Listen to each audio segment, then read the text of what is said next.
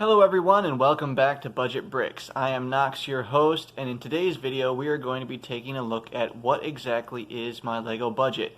Now, as the name of the channel would indicate, yes, I do operate on a budget, and this is more than just finding good deals on Lego and sales and things like that, but this is actually working within the parameters of a set dollar amount. So I'm going to get into the details of what exactly that looks like for me and how I fund this Lego hobby of mine. So how it works is all of my Lego hobby is funded by basically two sources. One is I take Christmas and birthday money that I get periodically throughout the year and invest those into my Lego hobby. That usually ends up being about $150 to $200 a year that I put into it. So I take those and spend it on different sets that I want or pieces for my mocks, things like that. So that's part of the budget that I have. But the main part, and what I really want to talk to you about in this video, is funding it through my Bricklink store and through sales that I make on eBay. And that is my primary source of funding for my Lego hobby. I do not take any money from my regular, 9 to 5 job. So none of the funds that I make from my, just annual income comes out to fund my Lego hobby.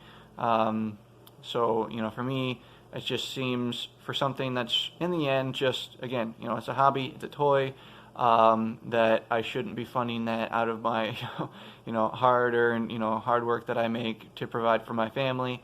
So what I do is I fund the hobby, again, with my Bricklink store, with sales on eBay. So I wanted to do a little bit of a numbers breakdown for you because my budget isn't set because it is based on those sales. It's not set to a certain dollar amount in a given year or even in a given month.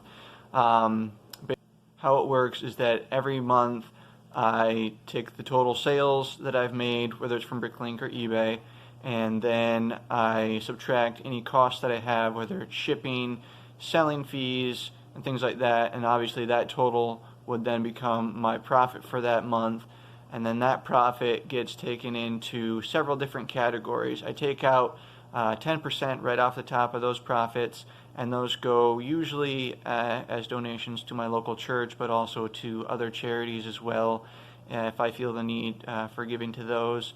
And then I take about 5% for shipping supplies, whether that's buying bubble mailers or plastic bags for being able to ship the parts in a nice contained way within the bubble mailers, things like that. So that takes care of ink and paper for printing out shipping labels, things like that. So about 5% that I take for shipping supplies, and then I have another 50% that I take out for just simply reinvesting into buying more Lego for strictly investing purposes, and that whether that's buying new sets to part out into my Bricklink store or buying bulk lots on eBay to sort out, find the sets that are in there, or minifigs, things like that, and selling those as well. Now, with the eBay stuff, even though I'm usually buying those with monies from an investing standpoint, I will take pieces that I bought in those lots and say these are something that I'd really like to keep in my collection, or minifigures or sets.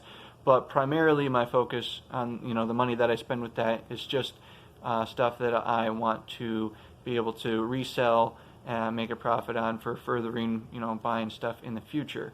For me, again, this is work. It is taking time, but for me, I enjoy sorting through Lego and just finding the sets and finding the pieces.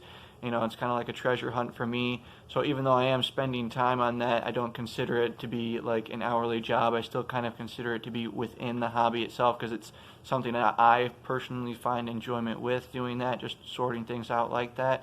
Some people may not, so this might not work for you in that case as far as funding your hobby, because in the end, how I do it, it really is not an efficient way of like a great hourly wage, that's for sure.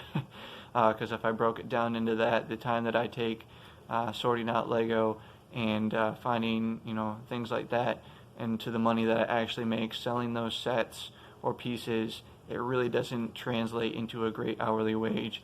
So that's how I look at it. It's just my own, thing that I enjoy doing. It helps to fund the hobby. So yeah, 50% goes into that investing category.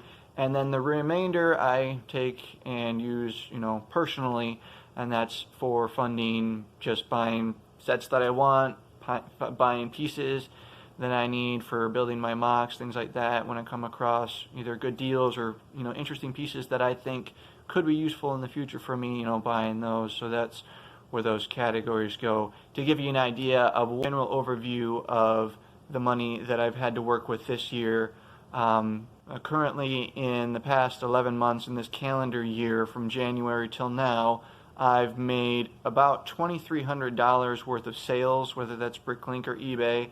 Now, once I've taken out all the eBay and Bricklink fees and shipping costs and things like that, it's whittled that down to about $1,300 in profit.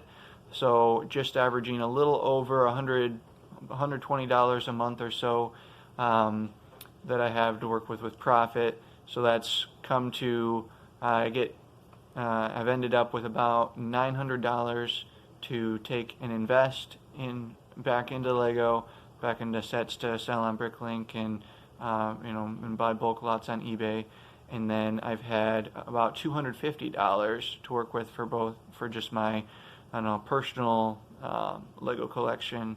So yeah, those numbers might not sound like much, but it really has gone a long way towards building my Lego collection. Obviously, that's just been a breakdown of this year's sales, and this has actually been one of my better years in sales.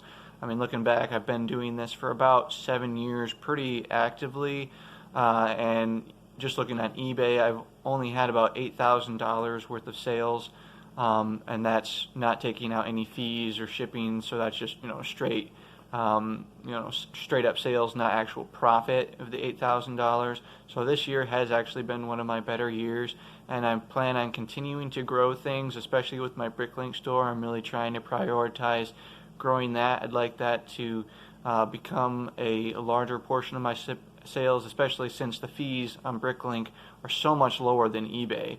I mean, the fees that are taken in Bricklink are only about 3% of your sales, whereas eBay takes 10%. So there's a significant difference there. So I'd like to continue to shift things over to more of a priority on the Bricklink side of things. I still want to do the eBay stuff, especially since I really like finding the bulk lots and selling those, and those oftentimes become easier to resell back on eBay, just the way that I end up doing it with the sets that I'm selling and the minifigs and things like that.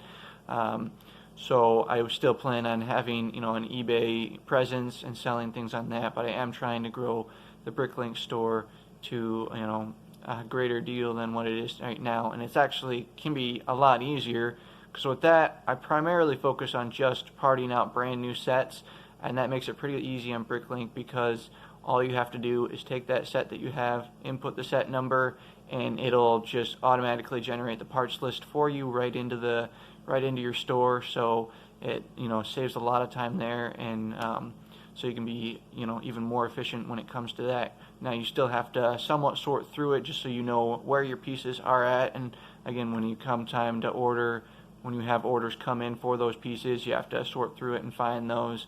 But it still is, in my opinion, a better more efficient system than just sorting through pounds of loose Lego from a lot you would get on eBay and going that route. So yeah, that's it. I've got about $500 this year that I'm able to spend just personally.